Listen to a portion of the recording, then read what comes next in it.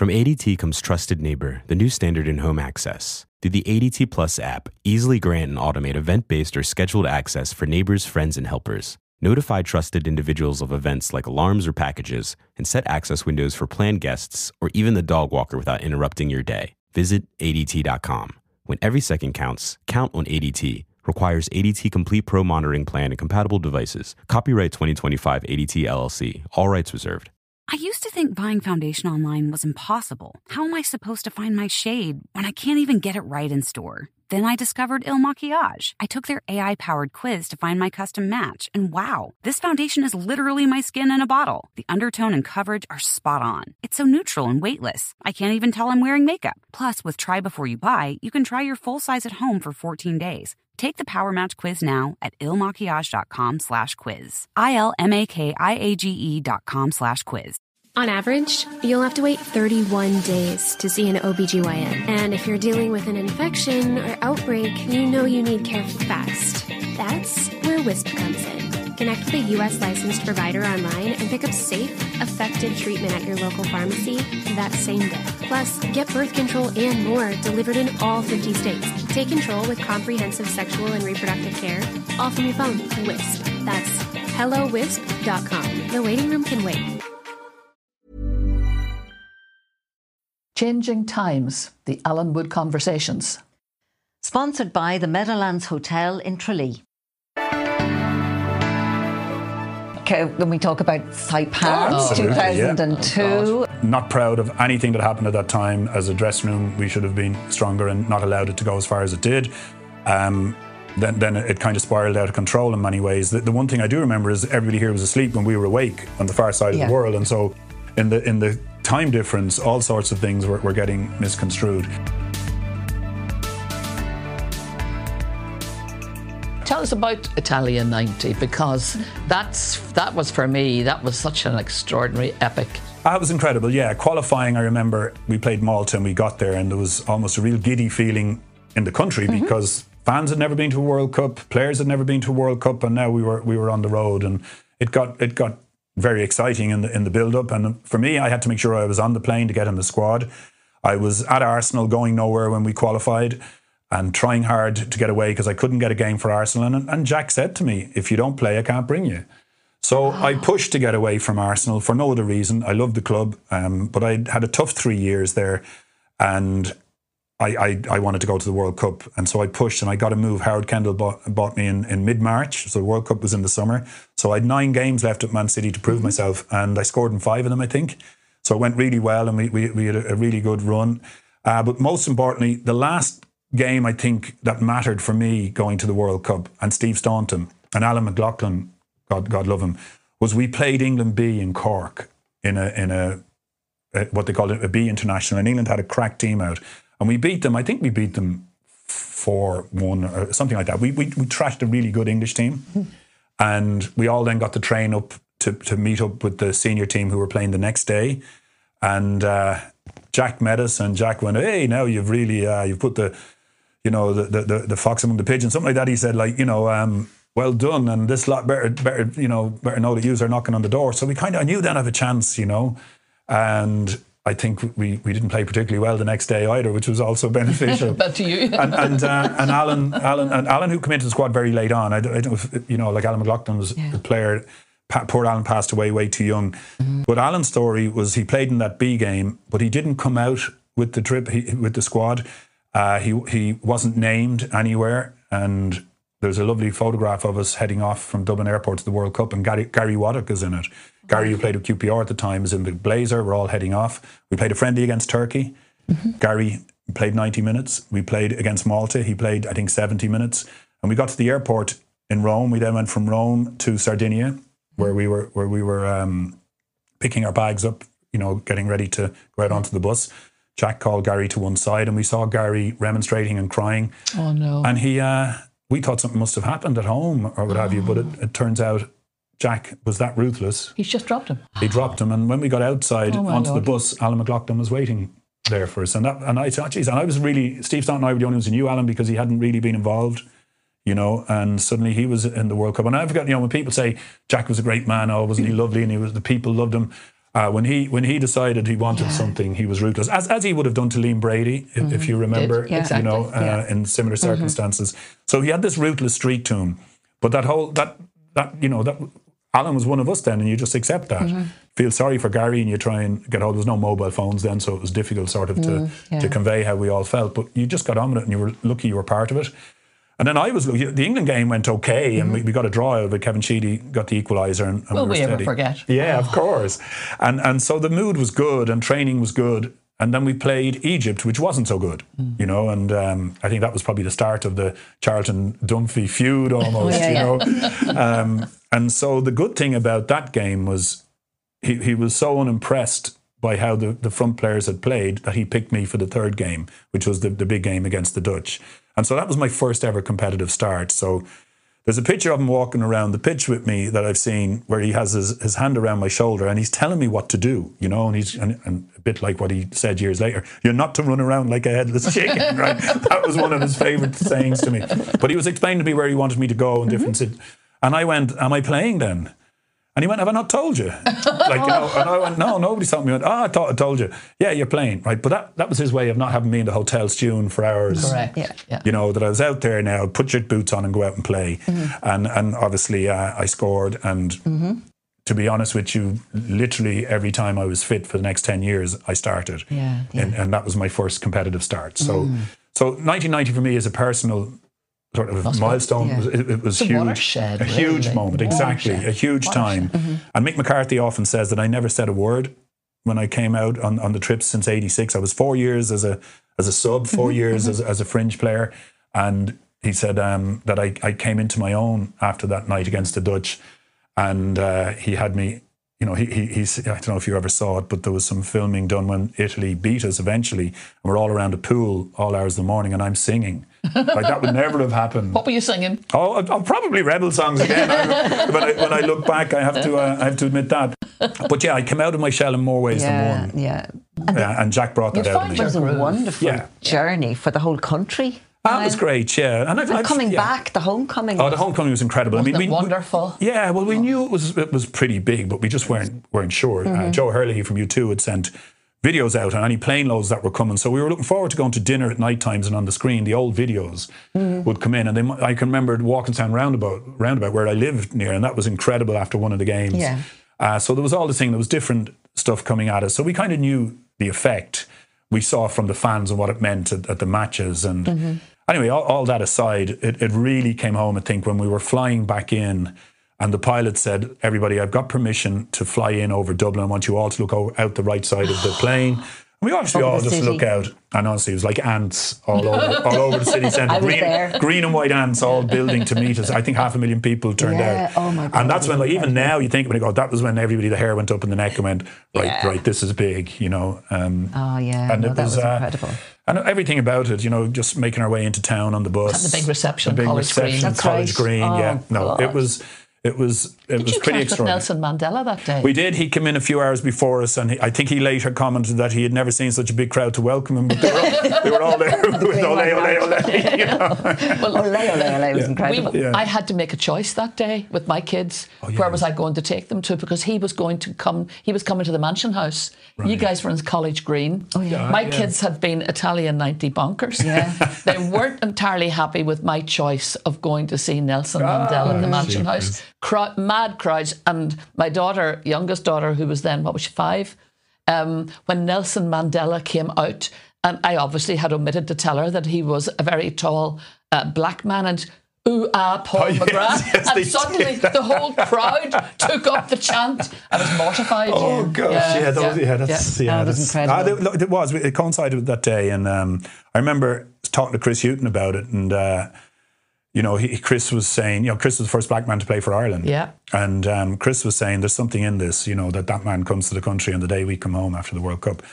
So I remember, you know, that whole time and that whole piece about Nelson Mandela, and you know, it was an extraordinary time really, because wasn't it? Yeah, and I think as some say, you know, that a bit of confidence was gained by the nation and what we had set out to Definitely. achieve. Yeah. We saw ourselves differently. I think so, yeah. And I don't think it was a bumptious thing. I think it was the right kind of pride. Yeah. The right kind of pride. We also brought an awful lot of people together. You know, there were people having watching parties. To the RDS to watch the big screen. Yeah, and you know, I suppose the proof in the pudding really for me is every time I go to an airport, you know, or I'm at something, a concert or whatever, somebody will always come up to me and say, thanks for 1990. Thank you. You know, and that means it meant a lot to them to this day. To be saying that 35 years later obviously speaks for itself, you know, but there are times, you ever know when you have to do the snake queues in the airports? Oh, I know. And you're people several times. And then you're meeting the guy. So the first time it's been lovely with the family, the second time, third time, fourth time. You know, and by the fifth time, I know everything that he did you know, or she did, or his family did for 1990. But it's lovely. I'd never not listen to it. I think it's just... What a joy to have been part of that. Yeah, absolutely. I do. I feel very privileged. To have been part of that must just be epic. Yeah, and just a huge pride in the squad. Obviously, we lost Alan, which devastated everybody, but there was something very special about the team that Jack built, you know. Tough as he was when you got in and you did it for him, he was brilliant. And he was very good at letting us enjoy that. You know, other managers want you staying in, not letting you do things. He'd let you go out for a pint. He'd give you a bit of rope. He'd give you a bit of rope, and he'd give you a curfew. And I remember one time we all came home and he went, I didn't think any of you would come home. You know? So the next time he let us, we didn't come home. No. Niall, I don't want to lower the tone, but when we talk about Saipan 2002, do you have thoughts about it now, or have they changed? You're not sick of it? I wrote a book in autumn 2002, which was straight afterwards, and I gave my account of it, and nobody has ever challenged it. So what has happened, I suppose, in the meantime, or certainly at that time, is it just went in different directions. The narrative went in different directions. Not proud of anything that happened at that time. As a dressing room, we should have been stronger and not allowed it to go as far as it did. Then it kind of spiraled out of control in many ways. The one thing I do remember is everybody here was asleep when we were awake on the far side of the world, and so in the time difference, all sorts of things were getting misconstrued. I suppose the last time I was asked to look at it seriously was during the pandemic? No, it was the 20th anniversary, and I was asked by a radio show to look at and review 6 articles that had been written about it. And I said I would do it as something to do. I think that's good because, you know, I'd have my opinions on it. And I had to ring them back up and say, I can't do it because none of the people who wrote the articles were there. Yeah. There you go. And therefore you can see where things go. So now the narrative is directed by people who have heard things from people, and it might be right, it might be wrong, but now it's the narrative. Look, mortified that it happened as it must have been very upsetting. Well, it was hard work to galvanise the troops to know that there's this silent sort of, I suppose, what's the word? You know, a weapon on you almost, that look at you, this player's come home and you didn't stand up for him, which, you know, the arguments about that, you know, you need a long time to talk about them. Nobody wanted it to happen the way it did. It did. But to try and galvanise performance in the middle of that was tough. Yeah, very difficult. And, you know, getting Robbie Keane's last minute goal to kind of almost say, that's it, the guns will be taken off us now a little bit, you know. So we had a decent team, there's no doubt about that. We should have beaten Spain. We should have got to a quarter-final again. Who knows what would have happened. And we really missed Roy Keane, particularly in extra time that day. I'm never shy about saying that. But there was, I'll give you an example. You know, this is just one example, right? We arrived there, and Mick, we got off the plane, and, you know, we'd done this big, long journey, and Mick said, so there'll be no training tonight, we're going for a walk. So we'll get ourselves in, we'll put our bags in, and we go for a walk. The kit arrived on a separate flight, and next morning in training, we train. But weeks later, somebody needed a bit more in their argument. They said, oh, the kit didn't come. And now it's a very famous thing. Even the film that's coming on. I was about to say that, exactly. Even the film that's coming on, and the kit never came. It was.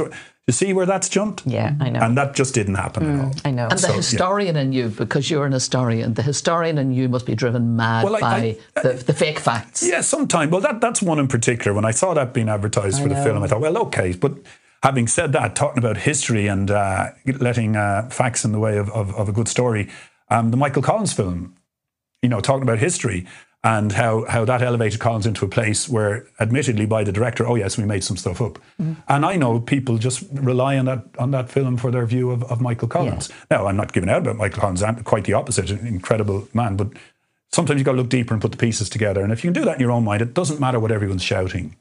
And I'm comfortable that I gave a good account of Saipan in my book. I'm comfortable that nobody challenged it. The narrative just went crazy because I was there. That's a great point. Yeah, exactly. Isn't it though? Well, that's a fair point. Yeah. Tell me, your dad, whom you talked about earlier, there with great love and affection, he passed away. The kind of time that you had with him before he died, what was that like? How important was that to you? My dad was a man of few words, but huge. You knew he was a huge supporter, and I think he was more interested in me being a decent person as opposed to being a top sportsman. I think that would be the best way of looking at it. And I think, I would have taken a lead from him in terms of my hobbies. I go to the pub, I went to the dogs, the horses, all the different things. He used to bring me to Phoenix Park when I was a kid. He'd bring me to hurling matches, Phoenix Park to see the horse racing. He'd bring me into Croke Park to watch the Dubs play, because they were a huge team in the 70s, as you know.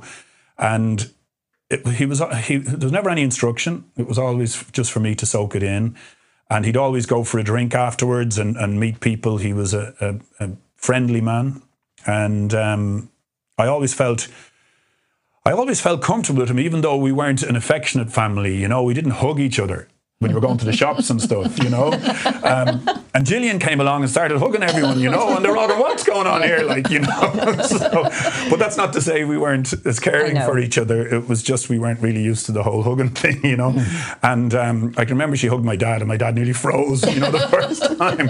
But at the same time, there was a really strong love and care and attention, but just nobody wanted credit for it or wanted it to look that way. It was just part of the family way. And my mother, she's great now, 94, still living on her own. Amazing woman, great resilience, great durability, great faith. She's a woman of great faith.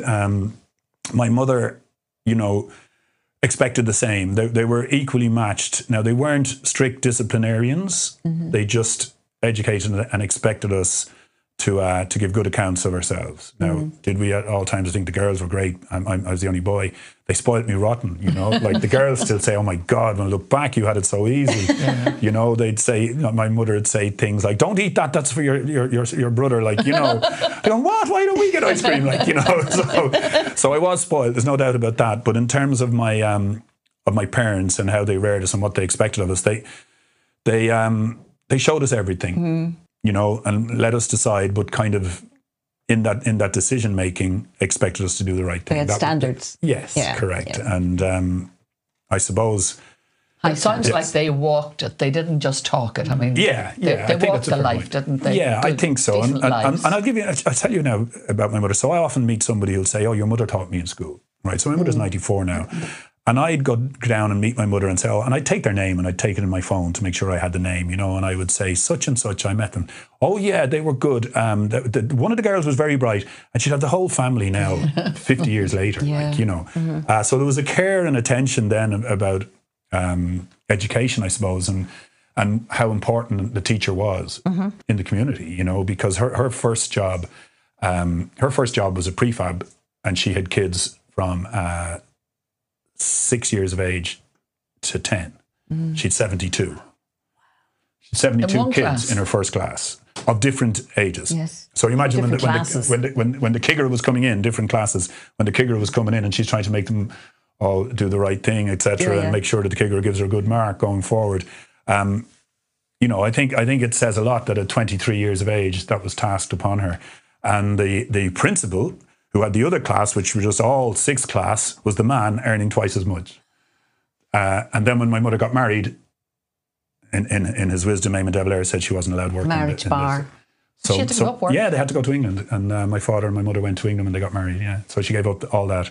So she's a story in her own, like when she starts going back and revisiting her stories, because she came through that time when the Catholic Church became so powerful, when the shift and change in Irish life, was slow, you know, and there were rules and things that you had to obey. And looking back now, she is so strong in her faith, but she also recognises that it was a cruel time for a lot of people as well, and that we never really learned from it, you know. Yeah. Would you have followed her down the path of that faith? Well, I suppose in terms of going to Mass, we were afraid of our lives if we missed Mass and she found out, you know, like that would be.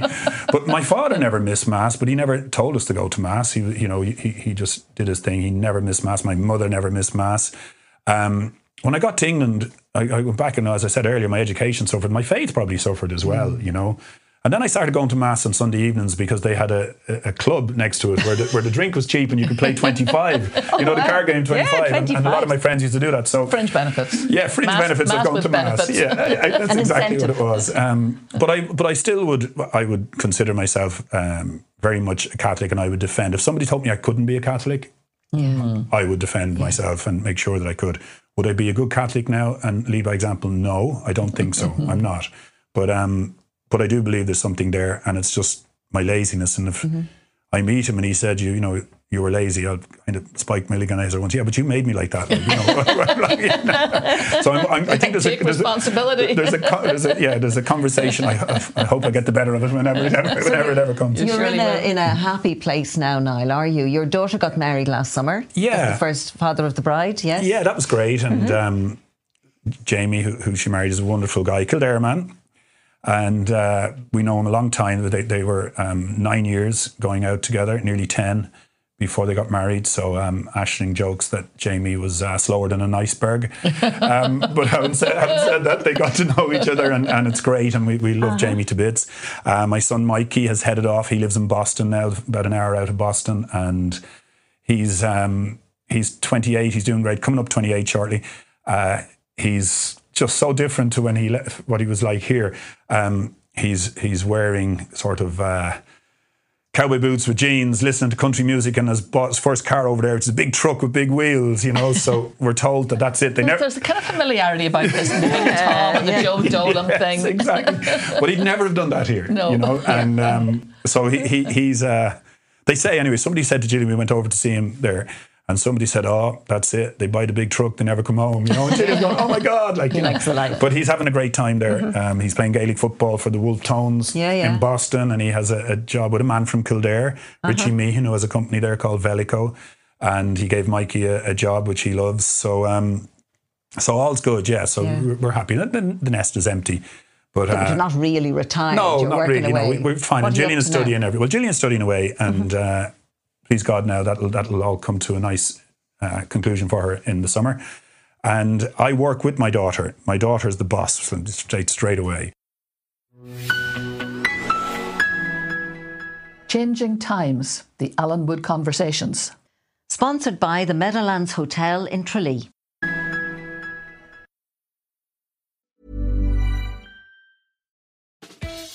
Picture this, you're halfway through a DIY car fix, tools scattered everywhere, and boom, you realise you're missing a part. It's okay, because you know whatever it is, it's on eBay. They've got everything, brakes, headlights, cold air intakes, whatever you need. And it's guaranteed to fit, which means no more crossing your fingers and hoping you ordered the right thing. All the parts you need at prices you'll love, guaranteed to fit every time. eBay, things people love. From ADT comes Trusted Neighbor, the new standard in home access. Through the ADT Plus app, easily grant and automate event-based or scheduled access for neighbors, friends, and helpers. Notify trusted individuals of events like alarms or packages, and set access windows for planned guests or even the dog walker without interrupting your day. Visit ADT.com. When every second counts, count on ADT. Requires ADT Complete Pro Monitoring Plan and compatible devices. Copyright 2025 ADT LLC. All rights reserved. I work for a company called Team Taka that my daughter founded, and essentially we provide podcasts, a bit like what we're doing today, but we provide podcasts for youth soccer clubs in the United States just now, but we will be bringing it home to Ireland very soon. And essentially, we want clubs to have a new newsletter, and that's via a podcast, but we put gold dust in the middle of those podcasts with great players, great coaches, great educators, and empowering people. And then we get each club individually to top and tail that with their own input. And it's gone very well. We've been 2.5, 3 years at it now. In America, it's a different model in America. The kids pay to play soccer over there. They pay a lot of money to pay. But at the same time, to do something like this is really reasonable for the clubs, and with sponsorship, they can make money. So we now become a revenue creator. And our ambition with that is to have it in Ireland, be it through soccer, be it through all the sports, that a sport can have its own podcast without the stress and the hassle of having to produce, edit, all the different things. We just literally find it as easy as pie for them to obviously provide their own content. Like a newsletter type thing. A newsletter type content, and anything they want to do. And there's been some clubs in America do some great things. They make sure that every coach of the club is interviewed, so people know what that coach's beliefs are, so parents can hear how that man speaks, or how that woman speaks, or what it means to their children, etc. But we also provide a library of content which we call a wellness library, where there's mental health assistance for parent and child, understanding journeys through sport. And I think one of the great failings, I think, in Irish life has been the lack of understanding by politicians of the value of sport and what sport can do in terms of the health of the nation, the well-being of the nation, and I suppose in some ways the competitive educating and the understanding of the real world. And I'm so proud of Oscar Traynor, because in 1937, in a speech in the Dáil, when he was being called a soccer ornament by the opposition for agreeing with a Fianna Fáil tax on sporting events. Now the GAA slipped out of it; they didn't have to. Of course, that's fine. They were in control in those days. But he sided with the Fianna Fáil party's decision to put taxing on sporting events other than GAA events, and he was getting a lot of abuse. And he it's a brilliant speech that I have at home, and he spoke about, there is one thing I want to do. If you got to know me, he said, I want to form a sports council. I want every sport to be funded. I want all of our kids playing every sport. I don't want them to be brainwashed into playing GAA when they can play all the sports. The health of the nation will be great as a result, and it's my ambition that we have a sports council. It came in 1998, I think. So he was way ahead of his time. Slow burn. Yeah, it was a slow burn to get there. But he saw the value of sport, and that's why I latched on. And I do too. And I think, you know, when I saw sport being put into the same bracket and all of the other, I think it's in with arts, and there's a number of areas that have been put under the one ministry now. Effectively, what it did with all of them was divide them by five. Sure. Yeah. You know, and I think it was so wrong. If I could change that, you know, if I had the ability to be a politician to change something like that, the first thing I would say to you is, do you understand the value of sport? Yeah. You can spend 20 years building a hospital and get it all wrong, okay? But the people outside the hospital, if you want them to come in on their floods, stop putting money in sport and fill up your hospitals. Or, you know, one of the great things we had growing up was the community games. Oh, yes. Wasn't it? Yeah. Just brilliant. Yeah. Brilliant. I would regenerate that as much as I could, make it compulsory almost for young people that they have to take and look part. at Special Olympics. Special Olympics, isn't it just incredible? It's phenomenal. Like, if you want to see sport at its truest best, you know, go to a Special Olympics event, and it makes you realise the value of sport. Yeah. And what it can do and what it can achieve. And even as you mentioned earlier, the street leagues for kids that, you know, are only it was everything. Playing on the road. 7, 8 years of age. And you know, and there are, look, the GAA do great cool camps, you know, the FAI do their bit as well. But it should become almost a fact of life in this country, that this is what you have to do as you grow up. You must go through this whole sporting.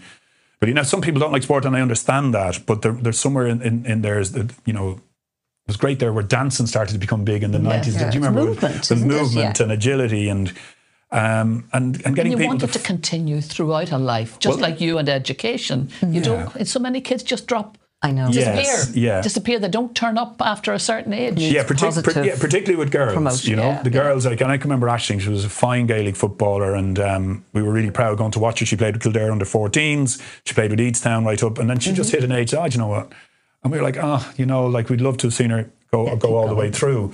But I think you know, women's sport in particular has really jumped. And in my world, in soccer, it's got so much better now. And I think that's great that there's an equality in place. And I think that's really important. But it needs a drive and a push.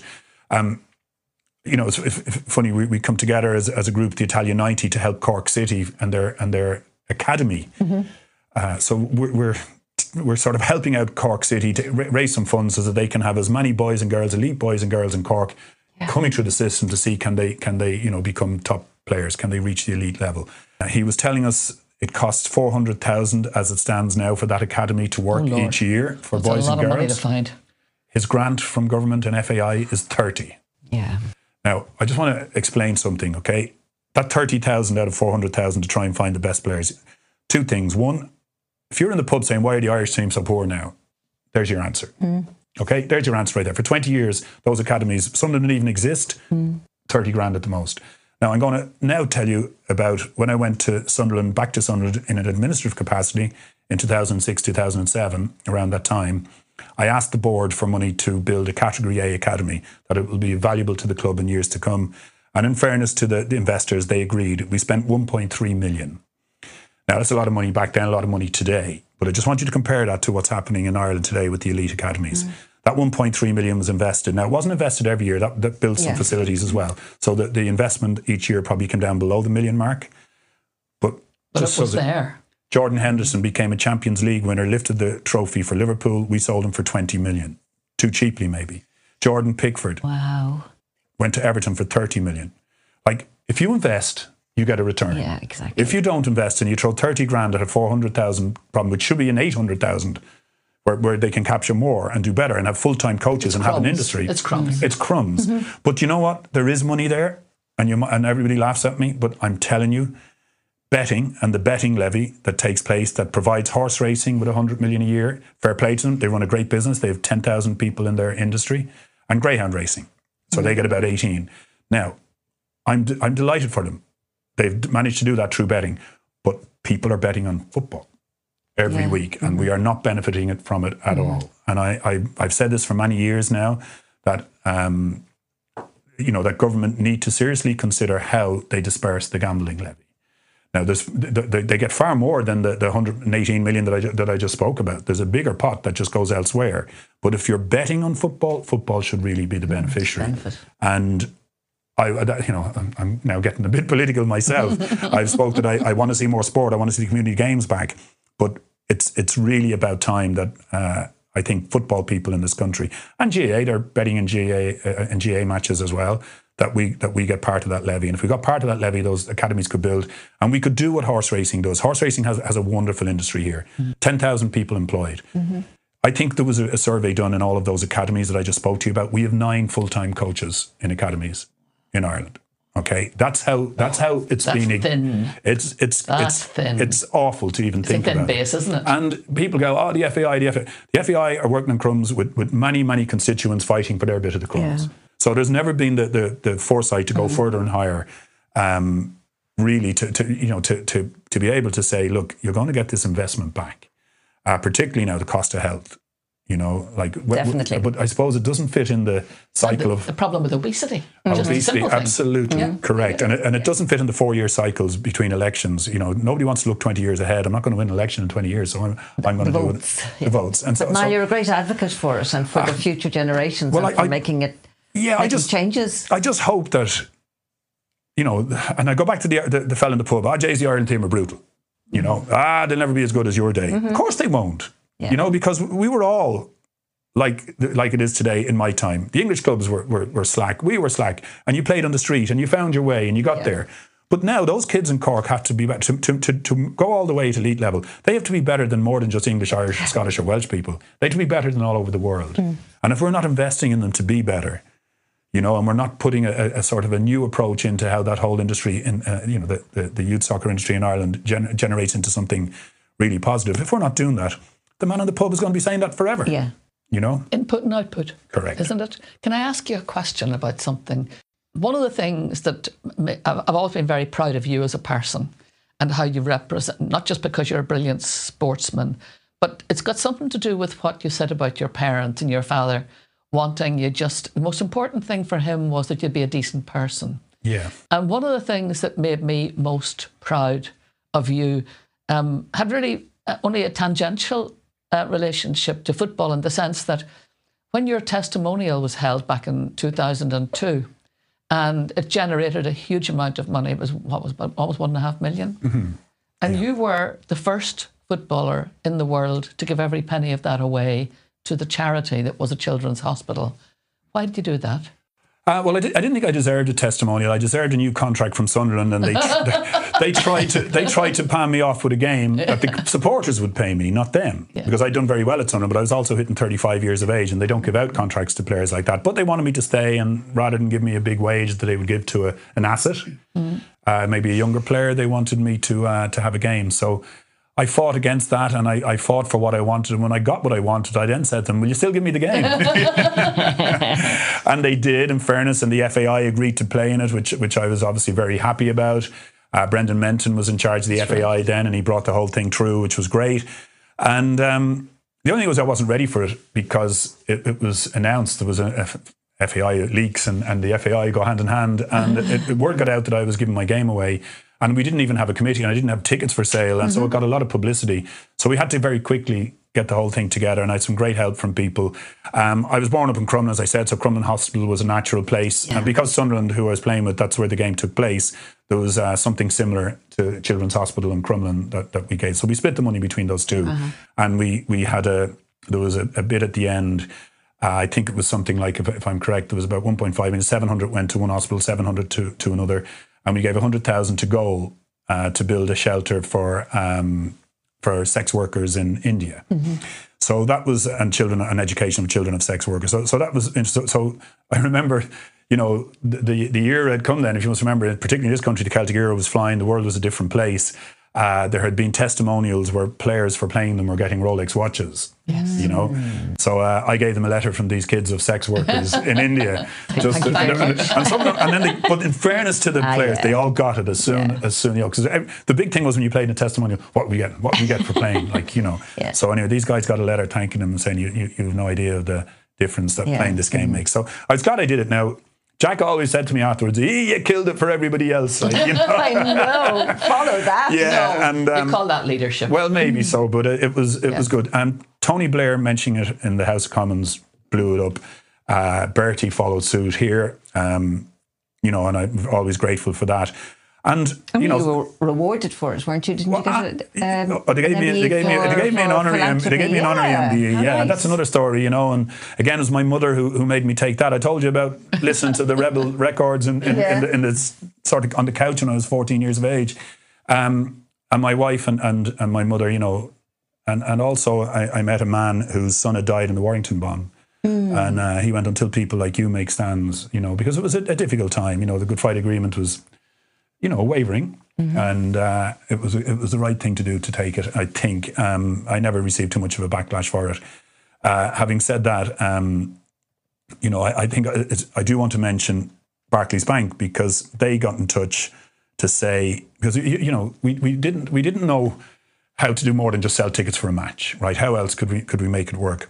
And Barclays sponsored the Premier League at the time. They got in touch on the back of a letter I received from a prisoner.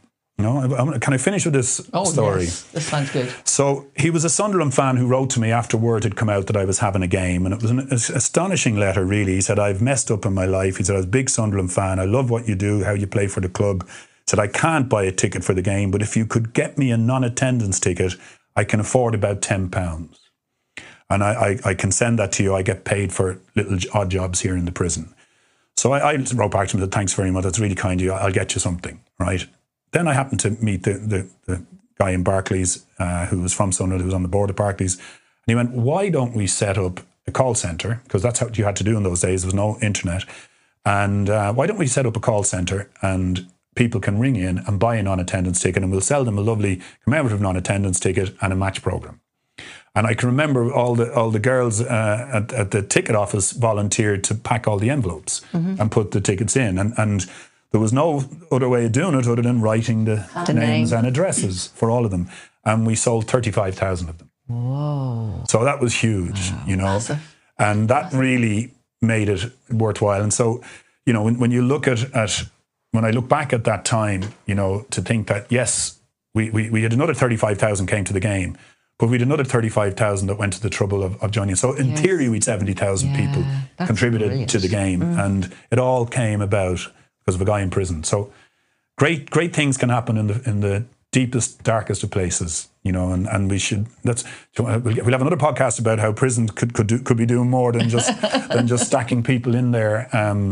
That's for another day.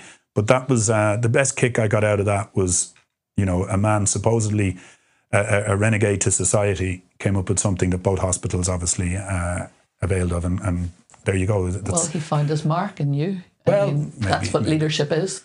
Possibly, but I'd have to give him the credit. Creative leadership. I mean, that's one of your hallmarks, is a gene, if you like, of creativity. I don't know. I get a lot of things wrong too, Mary. That's part of the creative process, surely. Yes. Yeah, and never be afraid to do something wrong. I've always felt that. I met a guy in America who asked me what I did. I didn't want to tell him I was a footballer. I said, I'm in the sports industry. He said to me, how many times you gone bust? Oh, there you go. And I went, none. You ain't lived, man. Let's go. Because they're different over there. They start again and they go again. Whereas we're quick to just knock and keep people knocked. I love the person who bounces back. They're the ones who we should really listen to. Thank you, as always, to our producer Enda Grace here at Dundara Television and Media in County Kildare. And thank you also to Hannah, who's assisting us today in studio. Also thanks to our great researcher Anne-Marie Staunton and to our wonderful sponsor, the Meadowlands Hotel in Tralee.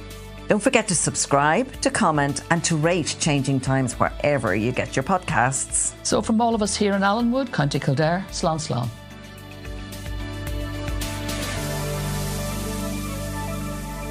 Changing Times, the Allenwood Conversations. Sponsored by the Meadowlands Hotel in Tralee.